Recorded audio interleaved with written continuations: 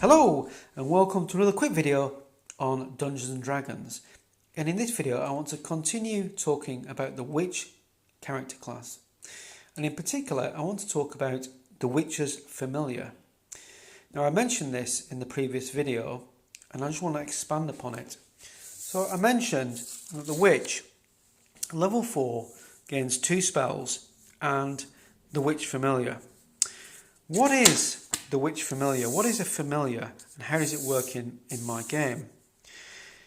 So the familiar is mostly associated with an animal such as a cat or an owl or something like that, and the player character can choose what animal they wish, as long as it's a small animal, a cat, a crow, even like something like a spider. Now I've kept this familiar to the witch because I think it's very associated with witches, although you could, if you wanted to, use it with magic users in your game if that's what you wish. Now first of all, the witch is familiar will get has 5 hit points plus d4.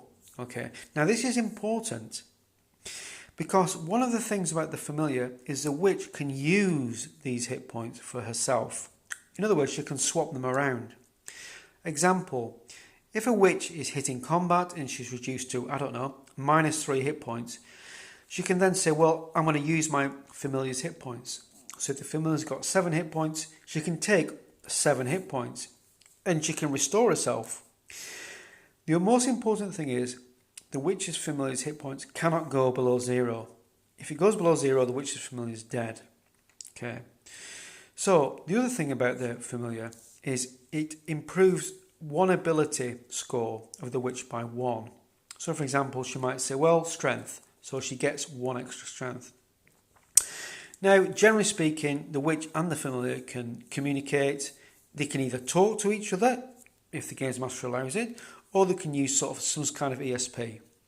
The witch does not have to be with the the familiar does not have to be the witch with the witch at all times. Okay, the familiar will usually be around the residence of the witch or something like that. Okay, so bear that in mind.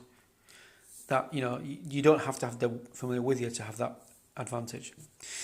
Now, quickly at level 5, the familiar is going to become more powerful, and at level 6. So at level 5, the familiar can bestow 1 special spell with the witch. So in other words, the familiar allows the witch to choose one of these special spells. Okay, and the familiar may also polymorph to a human form. Talk about more of that in the